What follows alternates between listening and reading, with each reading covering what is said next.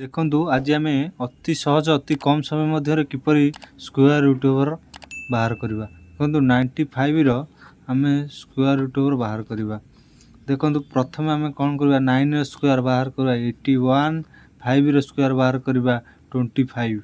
तापर कौन करवा 9 इंटू 5 45 स्क्वायर अच्छी माने 45 इंटू 2 19 19 गोटे संख्या छाड़ी 19 लिखा।